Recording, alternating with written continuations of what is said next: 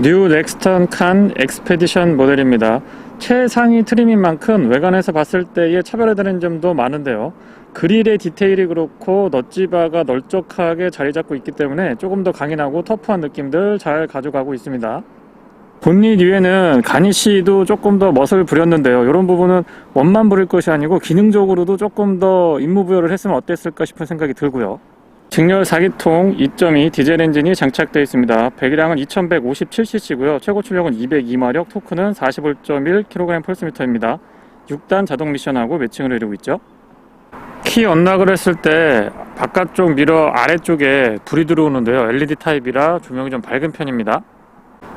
허들램프는 근사하게 렉스턴 스포츠 그리고 칸이라고 들어오고요. DRL과 안개등은 LED인데요. DRL이 점등이 되어 있는 상태고요. 안개등을 켰을 때입니다. 그리고 전조등을 켜게 되면 HID인데요. 약간 그 에이징이라고 하죠. 조금 달궈지는데 시간이 걸립니다. 그래서 초반에는 거의 자연광보다 조금 더 노르스름한 빛이 도는데 지금 화면에는 백색으로 보이는 것 같아요. 좀 전에 켰다가 껐기 때문에 그런 것 같은데요. 조금 시간이 지나면 색온도는 백색광에 가깝습니다. 상하향의 변동 폭도 정확한 편이고요. 네, 그리고 실내 리뷰 때 말씀을 드렸는데 조사각 조절이 꽤나 됩니다. 앞쪽에 차량을 보시면 가장 아래로 내려놓은 상태고요. 위로 쭉 올려보면 생각보다 조사각 조절 각도가 크기 때문에 야간 운전에 도움을 많이 받을 수가 있습니다.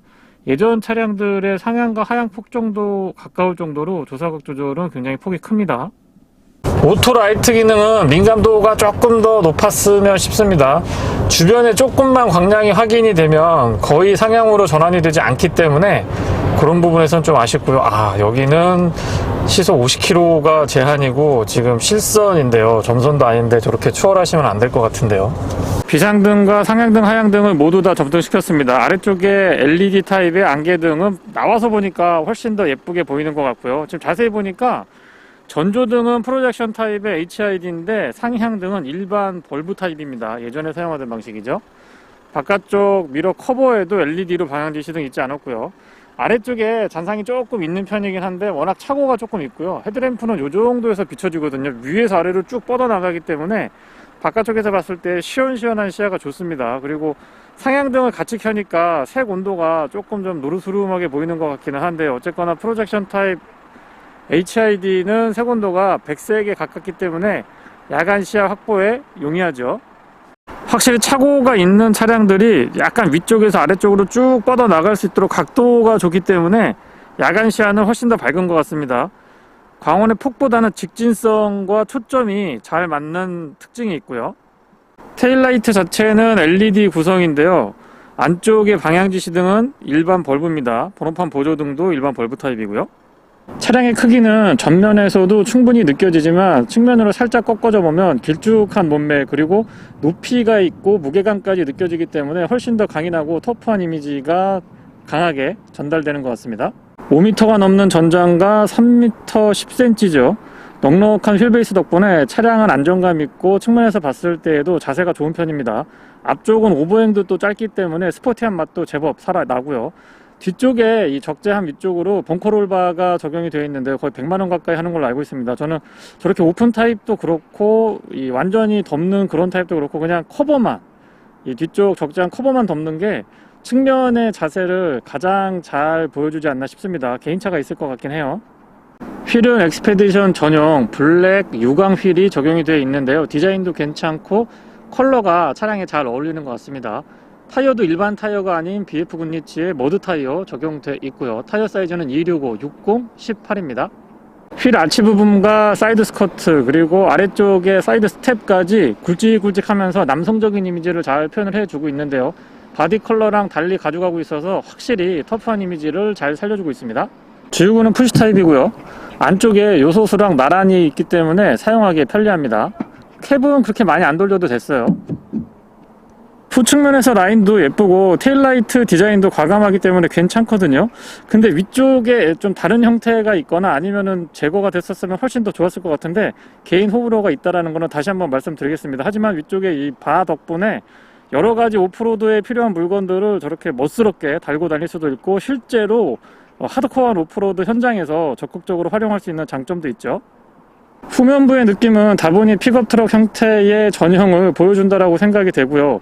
앞쪽보다 훨씬 더 넓은 스탠스가 갖춰진 것처럼 보이기 때문에 그런 부분에서의 안정감은 좋습니다.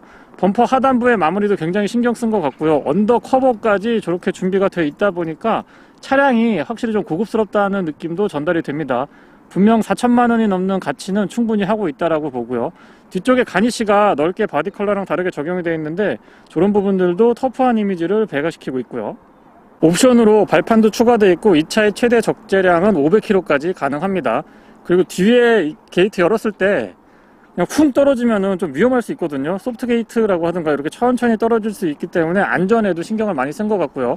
안쪽에 내장재 같은 경우도 거친 표면 같은 것들이 왔다 갔다 하더라도 쉽게 스크래치가 나지 않도록 강인하게 준비가 잘 되어 있습니다. 청소하기도, 세척할 때도 편안하고요. 물건 같은 거 싣고 내릴 때 부담 없이 사용할 수 있어서 좋은 것 같습니다. 자세히 보시면 포인트마다 구리도 순정으로 갖춰져 있기 때문에 활용도를 좀 극대화할 수 있는 그런 모습을 갖춰 놓고 있습니다.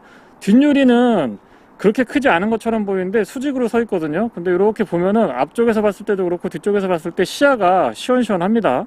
스마트 키는 뉴 렉스턴 스포츠 칸 요소에 포함이 되어 있는 도형의 형태를 형상화 시켜 놨는데요. 그립도 나쁘지 않고 특이하게 스마트 키 버튼 시동인데도 이렇게 키가 옆에서 펼쳐지게끔 준비가 되어 있습니다.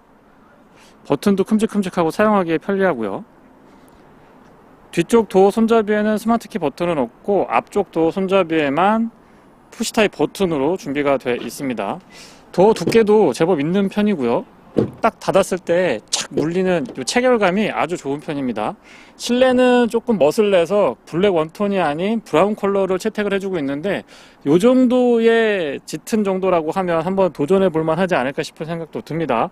도어 쪽부터 살펴보면은요, 깔끔한데 여기에 브라운으로 딱 포인트를 주니까 픽업 트럭인데 좀 스포티하면서도 고급스러운 이미지를 아주 잘 가져가고 있는 것 같습니다. 다만 이제 소재는 그렇게 비싸 보이거나 고급스러운 거는 아니고요. 윈도우 컨트롤은 아쉽지만 앞좌석, 운전석만 오토로 작동이 됩니다. 매폭이 크게 적당하고 각도도 아주 사용하기 편리했습니다. 특이한 점이 여기 이렇게 볼록 솟아 있는데 뒤쪽에서 봤을 때의 붉은색 이 램프가 입체적으로 구성이 되어 있습니다. 발판은 타고 내릴 때 편리했고요. 야간에 간접 조명에 들어오고 알루미늄으로 가니쉬도 처리를 해놨습니다. 시트는 전동 기본 지원을 해주고 있고 안장 길이 조절은 안 되고요. 또 아쉬운 점이 럼버 서포트가 4Way가 아닌 2Way 타입 앞뒤로만 나온다는 점이 조금 아쉽기는 합니다. 시트 형상도 편안하고 쿠션감도 좋았고요. 열선하고 통풍 시트 각각 3단으로 컨트롤이 가능한데 특히 이 통풍 시트의 세기가 시원시원하니 마음에 들더라고요. 헤드레스트는 제 체형에서는 약간 앞으로 나와 있는 듯한 느낌이 들어서 요거는 체형에 따라서 호불호가 조금 나뉠 것 같긴 합니다. 하지만 소재나 이 쿠션감 같은 것들은 아주 잘 만들어져 있고요. 간만에 보는 손으로 당기는 수동식 사이드 브레이크 채택해 주고 있습니다. 페달은 스포츠 페달인데요. 금속하고 고무가 혼합이 되어 있어서 스포티하죠. 레버 잡아당기시면은 본닛 오픈하실 수가 있고요. 틸팅 앤 텔레스코픽은 수동 레버 타입입니다. 자세 저장치 온오프부터 어라운드 뷰를 지원해주는 카메라 온오프까지 깔끔하게 정리를 잘 해놨고요. 조사각은 0레벨부터 3레벨까지 조절이 가능합니다. 스티어링은 완전히 원형은 아니고 이런데 이제 봉긋하게 솟아 있는데 전체적으로 파이가 조금 큰 편에 속하기는 하고요. 3스포크 타입이죠. 시동은 버튼 타입인데요. 이 주변부의 스티치나 인조 가죽 같은 걸 이렇게 덧대주고 있는데 이런 부분들이 참 고급스럽게 잘 꾸며져 있습니다. 펀칭도 돼 있어서 더 그랬던 것 같아요. 직렬 4기통 2.2 디젤 엔진은 생각보다 초기 시동이 좀 조용한 편에 속합니다. 프레임 바디라서 잔진동 같은 것들을 잘 흡수를 해주는 이제 그런 느낌이 드는 것 같기도 하고요. 방향지 시승 켰을 때나 이 경보음 같은 것들이 기존의 국산차에서 느끼던 것과는 조금 달라서 약간 이질적인 느낌들도 있습니다. 좋다 나쁘다가 아니고 다르다로 보시면 될 것 같고요. 클러스터의 구성은 재미있게 그래픽 같은 것들을 변화시킬 수 있어서 운전자의 심심함을 달래줄 수 있을 것 같습니다. 내비게이션이 안쪽에 올곧이 들어와 있기 때문에 해상도도 좋고요. 여러 가지 기능들을 포함해서 깔끔하게 잘 보여주고 있습니다. 다만 이제 HUD가 없기 때문에 그런 아쉬운 부분들은 요 내비게이션이 잘 달래주는 듯 싶고요. 메뉴 구성이 살짝 복잡해 보이기는 하는데 다양한 정보들을 보여주고 있기 때문에 까다로운 소비자를 만족시키기에는 부족함이 없다라고 생각을 합니다. 스티어링 좌측에는 인포테인먼트에 관련된 기능들, 열선은 요 위에 있고요. 우측에는 크루즈 컨트롤, 일반 크루즈 컨트롤이 적용이 되어 있습니다. 스틱 타입 스위치도 만졌을 때 조작감 좋고요. 이 끝부분에 버튼이 하나 있는데 이거 이렇게 딱 누르면 비상등이 깜빡일 수 있는데 이런 부분들은 아이디어 참 좋은 것 같습니다. 조명도 되고 플로팅도 가능한, 시동 한번 꺼볼까요? 시동 끄면 저 스피커가 쭉 내려가거든요. 그리고 시동을 켜면 다시 올라오는 방식인데 없는 차량에 비해서 사운드가 확실히 좀 차이가 나는 것 같습니다. 작은 부분에서도 이렇게 큰 차이가 나는 거는 참 신기한 것 같아요. AV에는 9인치로 구성이 되어 있고요. 화면이 그렇게 작다라는 느낌은 들고 있지 않습니다. 터치감도 나쁘지 않고 모드 같은 것들 여러 가지 깔끔하게 구성이 되어 있는데 이런 거 사용하기 편리했고요. 볼륨 컨트롤은 제가 좋아하는 전통적인 다이얼 방식 환영합니다. 내비게이션은 좀 독특하게 구성이 되어 있는데 T팩 기능이라든가 길찾기 그리고 인터페이스도 국내 소비자분들한테 굉장히 익숙할 수 있는 모습을 갖춰주고 있고요. 후방 카메라는 어라운드 뷰 지원을 해주고 있는데 의외로 후방 카메라 화질이 좋아서 이런 부분은 좀 장점으로 말씀을 드리고 싶습니다. 2D, 3D 다 가능하고요. 돌아가는 것까지 되나요? 이 돌리는 건 안 되네요. 이걸로 한번 이렇게 하면 돌아가는군요. 여기서 디테일이 어떤지 한번 볼까요? 브레이크 등이 표시가 되나요? 방향지시 등이나 브레이크 등 표시 같은 디테일까지는 안 되지만 어쨌거나 2D, 3D 다 지원을 해주고 있고요. 화질 자체가 좋습니다. 가이드라인의 변화도 민감도가 좋은 편이기 때문에 주차가 조금 서투신 분들은 도움 많이 받으실 수 있을 것 같아요. 아래쪽으로 버튼들이 많은데 길쭉길쭉하게 그리고 공간을 적절하게 배치를 해놨기 때문에 좁다라거나 복잡하다라는 느낌은 들고 있지 않고요. 비상등 스위치도 조작감 나쁘지 않습니다. 바람의 세기는 이 다이얼 방식으로 하기 때문에 조금 더 빨리빨리 직관적으로 사용할 수가 있고요. 조수석하고 운전석, 통풍 시트, 열선 시트는 각각 3단으로 조절 가능합니다. 스마트폰 무선 충전도 지원을 해주고 있고요. 뒤쪽에 지금 윙 돌아가는 소리는 여기 공기청정기가 있어서 요거는 잠깐 좀 끄겠습니다. 공간이 그렇게 넓지 않기 때문에 이 공기청정기는 효과가 좀 있는 것 같아요. 냄새 같은 것도 빨리 사라졌고요. USB-A 타입으로 충전하고 입력 단자 있고 12V 파워 아울렛은 양쪽으로 두 개가 준비가 되어 있습니다. 한쪽은 커버링이 되어 있고 한쪽은 커버링이 안 되어 있습니다. 전통적인 게이트 방식의 이 기어 노브는 글쎄요 좀 터프한 느낌도 잘 들지만 뭔가 기계가 착착 맞물려서 돌아가는 그런 느낌들이 좋고요. 다만 이제 이 매뉴얼 모드가 이렇게 위아래로 움직이거나 좌우로 좀 움직였으면 좋겠는데 여기서 이렇게 스위치를 눌러줘야 됩니다. 탁탁 토글 타입이라서 위쪽에 있는 친구들이 가끔 있어요. 위쪽에 있는 차량들이 있는데 그런 차량들에 비해서는 편한데 그렇게 편한 위치는 아니고 그냥 이렇게 플러스 마이너스는 위아래로 움직이는 게 저는 제일 편했던 것 같습니다. 구동은 2H, 4H, 4L 세 가지 선택할 수가 있고요. 전자 제어로 구성이 되어 있습니다. 컵홀더는 오픈 타입으로 두 개고요. 암레스트는 좀 두툼하고 약간 높이가 있는 편인데 사용하기에 불편하지 않았고요. 안에 공간은 제법 넓은 편입니다. 조명이 있었으면 조금 더 좋았을 것 같다는 생각도 들고요. 조수석 수납 공간은 여기서 눌러주시면 되고요. 길이라든가 높이, 이 안쪽의 깊이 같은 것들도 적절하게 잘 대응해 주고 있습니다. 이 패턴 되게 독특한데요. A필러 안쪽에 기둥으로 싹 마무리되는 것 같지만 저기 손잡이 같은 것들도 꼼꼼하게 잘 챙겨줬고요. 선바이저 크기 적절하고 위쪽에는 LED가 아니고 일반 벌브가 적용이 되어 있습니다. 커버랑 연동이 되어 있긴 하고요. 시트 벨트를 매고 있는지는 이제 여기에서 보시면은 표시가 됩니다. 실내등은 여기는 LED인데 저 안쪽은 LED가 아니었어요. SOS 콜도 갖춰주고 있고요. 룸밀러는 테두리 부분이 최근 트렌드에 맞게 조금 얇게 처리가 됐으면 훨씬 더 시야가 좋지 않았을까 싶습니다. 뒷유리가 크지는 않은데 각도가 서 있기 때문에 의외로 시야가 넓고 좋습니다. 뒷좌석 유리는 깔끔하게 끝까지 다 내려오고요. 조금 아쉬운 점은 열선 스위치가 온 오프 기능만 있습니다. 1단, 2단에서 한 2단계로 조정이 되면 조금 더 좋았을 것 같다는 아쉬움은 있고요. 매포켓은 앞쪽과 마찬가지로 크기나 각도 모두 적절하고 좋습니다. 사이드 스텝이 차를 타고 내릴 때 정말 편안한 위치인 것 같고요. 안쪽에 바닥은 평평하게 준비가 되어 있어서 발 공간 여유 있고 무릎 공간도 제법 여유가 있는 편입니다.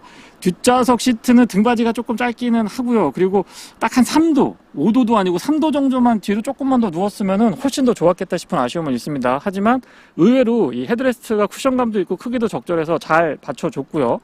아이소픽스는 꼼꼼하게 잘 갖춰져 있습니다. 그리고 암레스트 한번 내려볼까요? 컵홀더는 2개 오픈 타입으로 준비가 되어 있고요. 역시 손잡이가 있어서 잡고 승하차를 하면은 조금 더 편안하게 타고 내리실 수가 있습니다. 무릎 공간도 괜찮은 편이고 발 공간 좋습니다.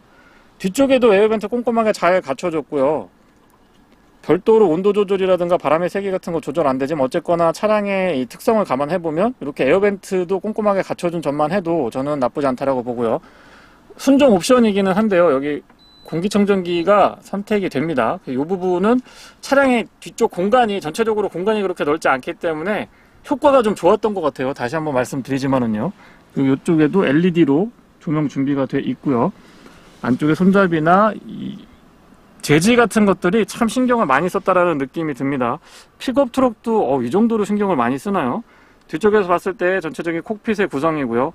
수평 중심이고 좀 길쭉길쭉하게 편안하고 안정감을 주는 배치이기 때문에 과하다는 느낌은 들지 않습니다. 요소요소의 재질 같은 것들도 충분하게 고급감을 잘 전달해 주고 있네요.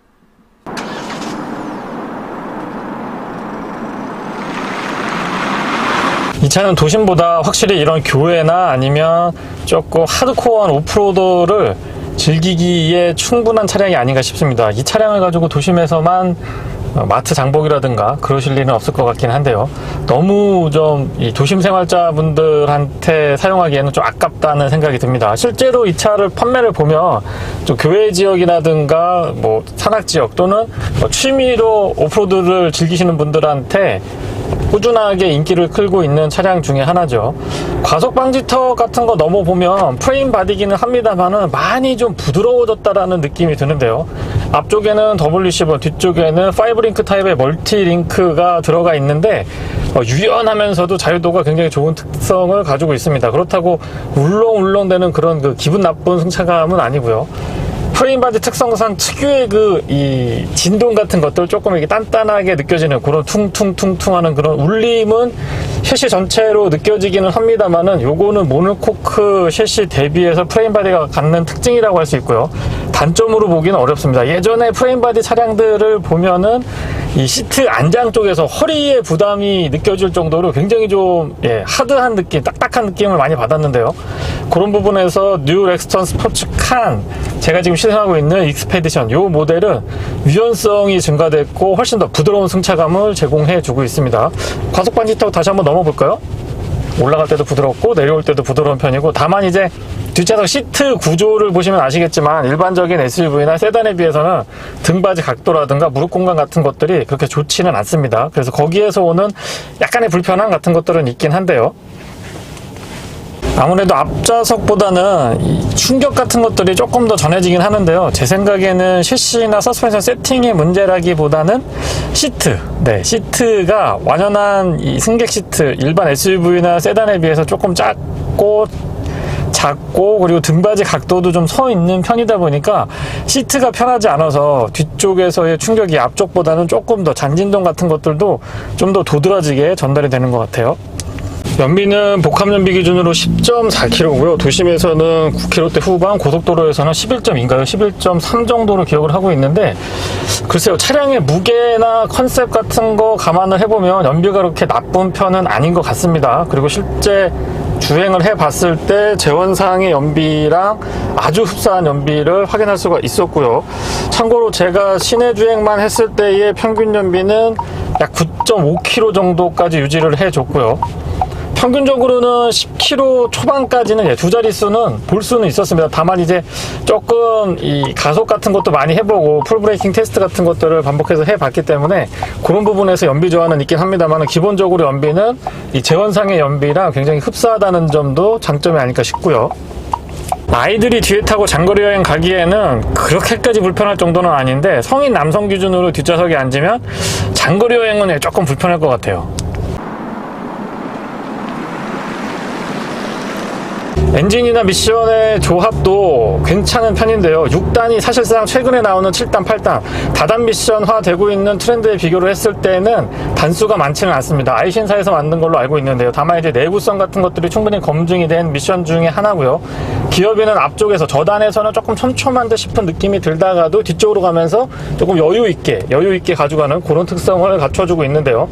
엔진이 마력은 202마력 정도지만 토크가 40대 중반 45 정도로 알고 있는데 충분한 토크감을 내주기 때문에 구현이 가능한 그런 매칭이 아닌가 싶고요. 전체적으로 좀 도심 주행에서도 부드럽고 이 오프로드 같은 거 사륜구동을 제대로 4L로 놓고 주행을 했을 때의 박제감 넘치는 주행까지 폭 넓게, 파워트레인은 폭 넓은 영역에서 만족도를 꾸준하게 가져가고 있고요. 안장은 등받이에 비해서는 길이나 쿠션감이 나쁘지 않았고요. 다시 말씀드리지만 이 노면에서 올라오는 충격 같은 것들도 안장까지는 괜찮았는데 오히려 등받이 때문에 조금 더 앞자리보다 도드라지지 않았나 싶습니다. 코너링 자체는 기본적으로 오버 느낌이 살짝 나려고 하다가 4H 모드에서는 나름 또 뉴트럴하게 아주 잘 잡아줍니다. 차고도 조금 있고요. 지금 휠 타이어도 일반적인 휠 타이어가 아니고 이 오프로드를 주행하기 위한 휠 타이어 스펙을 갖추고 있는데요. 그런 한계점들, 특성들을 감안을 해보면 나름의 그립도 좋은 편이고 기본적으로 셰시 강성이 받쳐주면서 이 서스펜션 자체가 유연성이 좋다 보니까 코너링도 나쁘지 않은 것 같습니다. 드라이브 모드는 총 3가지 지원을 해주는데요. 일반 노멀 모드가 있고 스포츠 모드 그리고 윈터 모드 이렇게 3가지가 있습니다. 노멀 모드하고 스포츠 모드의 편차가 조금 크지 않을까라고 기대를 해봤는데 생각보다 크지는 않았고요. 오히려 2H에서 4H, 4L 이 트랙션을 어떻게 가져가느냐에 따라서 구동 방식을 어떻게 세팅하느냐에 따라서 확연하게 다른 느낌을 전달받을 수가 있었습니다. 모드 간의 편차는 조금 더 컸으면 좋았겠다라는 아쉬움으로 말씀을 좀 드려보고 싶고요. 실제 이 차량의 변화뿐만 아니고 비주얼한 변화들도 조금 더 크게 가져가면 좋지 않을까 싶습니다. 클러스터의 구성이 좀 다양하게 보여주고 있는데요. 이런 것들을 좀 더 재미있게 모드 간의 편차를 연동시켜서 가져갔으면 조금 더 좋지 않았을까 싶은 생각이 들고요. 이 차량은 내비게이션이 클러스터 안쪽에서 구현이 되기 때문에 화면도 꽤나 큼직하죠. 그리고 여러가지 정보들을 볼 수 있기 때문에 HUD가 없는 부분은 못내 아쉽긴 합니다만 어쨌거나 클러스터 안쪽에서 큼직한 내비게이션 화면을 볼 수 있어서 안전운전에 도움이 되는 것 같고요. 오토 크루즈 기능은 시속 40km 이상에서 세팅이 됩니다. 어댑티브 크루즈 컨트롤이 있으면 조금 더 편리할 것 같기는 한데요. 하지만 조향 보조에 가까운 차선 유지 보도 시스템과의 연동이 매끄러우면서도 민감하게 반응을 해줍니다. 차선 가운데로 차량을 잘 유지시켜주기 때문에 그런 부분에서 분명히 도움을 받을 수가 있고요. 이 어댑티브 크루즈 컨트롤은 못내 아쉬운데요. 앞좌석보다 뒷좌석이 살짝 시트 포지션이 높기 때문에 뒤에 앉았을 때 앞에가 그렇게 답답한 느낌은 덜하고요. 그리고 측면의 창도 작은 편이 아니고 특히 뒷유리가 지금 화면에 보시는 것처럼 꽤나 개방감이 좋아서 썬루프가 없어서 조금 아쉽다라는 생각을 했었는데 뒤에 앉아보니까 의외로 개방감이 좋더라고요. 은은한 조명까지 포함이 되어 있는 센터 스피커가 이게 무빙 타입으로 올라갔다 내려갔다 하는데요. 사운드도 한번 들어볼까요?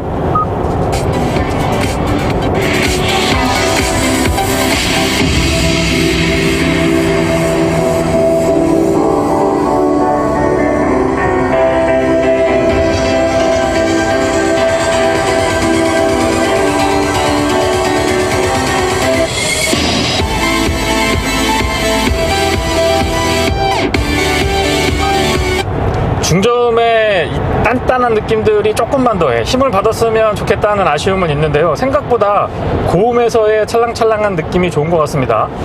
브레이크 시스템은 차량의 컨셉을 감안을 해보면은 이 정도면 적당하다라고 보는데요. 아무래도 이제 뒤쪽에 적재함에 500kg인가요? 500kg인가요?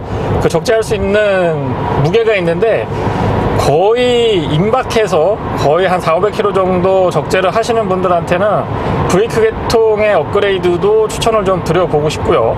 엔진의 회전 질감은 글쎄요, 저속에서 4기통 디젤 엔진 특유의 뭐라고 그럴까요? 갤갤 뛴다 그럴까요? 표현이 좀 그렇습니다만은 그 갤갤하는 느낌은 있습니다만 회전 질감 자체는 좋은 편에 속하는 것 같고요. 6단 미션을 가지고 이 정도 회전 질감을 유지할 수 있다라는 거는 글쎄요, 쌍용 자동차의 2.2 디젤 엔진의 노하우를 어느 정도는 인정을 해줘야 되지 않느냐라고 생각을 합니다. 힘도 잘 받고 특히 두둑한 토크감이 매력 있는 편이고요. 고속도로에서의 연비는 11km대 초반으로 공인 연비는 나와 있는데 실제 주행을 해보면 11.8에서 12.4 정도, 최대 연비는 13.2까지도 확인을 했었는데 그때는 조건이 굉장히 좀 좋았을 때 얘기고요. 평균적으로는 11.5에서 12km대 정도를 기록해 줬습니다. 지금 날씨가 조금 춥기 때문에 썩 그렇게 연비에 좋은 조건은 아닌데 비교적 나쁘지 않았던 것 같아요. 배기음은 화물 적재 공간 때문에 그런지 모르겠습니다만 많이 좀 묻히는 것 같습니다. 그래서 중저음 세팅인 것 같기는 한데 귓가에 그렇게 가깝게 들리지 않는 것 같고요. 소음하고 진동은 프레임 바디 특성상 잔진동 같은 것들은 모노코크 바디에 비해서 어느 정도 존재는 하고 있고요. 다만 이제 이 소음 부분이 이중접합 차음 유리도 아니거든요. 일반 유리고 뒷좌석에 그렇게 승객을 위해서 많은 배려가 되어 있는 차량은 아닌데도 불구하고 생각보다 조용했던 것 같아요. 시끄럽진 않았던 것 같고요. 시속 100에서 110km까지 올라가더라도 차고도 높고 약간 각이 있는 스타일인데 풍절음 같은 것들이 크게 거슬리진 않았습니다. 지금 현재 조건은 횡풍이 좀 있어요. 바람이 좀 많이 불고 있는 날씨이기 때문에 오디오로 약간의 풍절음 같은 것들이 섞일 것 같긴 합니다만은 기본적으로 조용한 편에 속하고요. 아래쪽에서 올라오는 이 노면에서 그 타이어 마찰음이라든가 여러 가지의 그 튀기는 소리 같은 것들도 굉장히 제어가 잘 돼 있는 편입니다.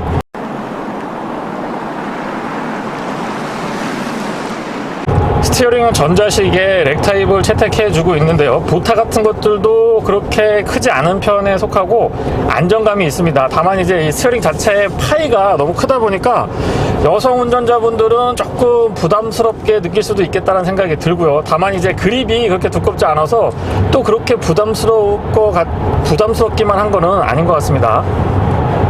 2H 모드에서도 그렇지만 4H 모드에서 코너링 조금 세게 가져가 봐도 안정감이 좋은 편이고요. 특히 가속 페달을 밟아 나가면서 빠져나가는 이 느낌이 재밌는데요. 이 차는 현재 풀옵션 차량인데요. 뉴 렉스턴 스포츠 칸 익스페디션 트림에 옵션이 3가지인가 4가지 정도 있는데 그 옵션들을 다 추가시킨 상태입니다. 컬러 옵션만 제외하고 다 추가시킨 상태다 보니까 4천만 원이 넘죠. 그래서 이 차는 글쎄요, 제가 생각하는 뉴 렉스턴 스포츠 칸의 목적으로 보면 와일드 트림은 조금 아쉬울 것 같고요. 프레스티지 정도 3,300 정도에서 옵션 한두 개 추가해서 3,500 정도 선에서 차량을 출고하면 가장 경쟁력이 있지 않을까 싶은 생각이 듭니다. 자동차 전용 도로에서 이 차만 주행을 할 때는 크게 다가오지 않았는데요. 도심에 들어와서 이제 주행을 해보기 시작하면은 차고가 높다라는 느낌이 듭니다. 웬만한 SUV들도 약간 내려다볼 수 있을 정도의 높이를 갖추고 있고요. 세단 종류들은 편안하게 이렇게 위에서 편안하게 볼 수가 있습니다. 차고가 높기 때문에 불안하거나 불편할 거라고 생각을 했는데 그런 것들보다는 오히려 시트 포지션이 적절해서요. 전방 시야가 좀 이렇게 탁 트여져 있다라는 느낌? 좋은 느낌이 들어서 운전의 피로도가 적은 장점이 있습니다. 도심 주행에서 가다 서다를 반복할 때 오토 스탑 앤고 기능이 포함이 되어 있는데 붙었다 떨어졌다 할 때의 속도도 빠른 편이고요. 잔진동 같은 것들이 크게 운전자한테 느껴지지 않기 때문에 그런 부분의 세팅도 좋네요. 완전히 정차했다가 재출발을 할 때 지금보다 조금만 더 기동성이나 순발력이 보강됐으면 좋겠다는 생각이 듭니다. 터보렉이 거슬린다까지는 아닌데요. 약간 한 반박자 정도 살짝 느린 게 있는 것 같긴 해요. 시속 100km는 6단 수동으로 고정을 했을 때 1450, 1500rpm 정도에서 구현이 되고요. 다시 말씀드리지만 앞쪽에서는 기어비가 조금 타이트하다는 느낌이 드는데 뒤로 가면 4단, 5단, 6단은 조금 폭이 넓다라는 느낌이 있습니다. 차량이 완전히 정차했다가 재출발할 때는 약간의 굼뜬 한 반박자 정도 아쉽다고 말씀을 드렸는데요. 일단 탄력이 붙고 나서 중간중간에 킥다운을 해보면 굳이 시프트 다운을 쓰지 않더라도 충분한 기동력이나 순발력을 뽑아낼 수 있는 장점도 있습니다.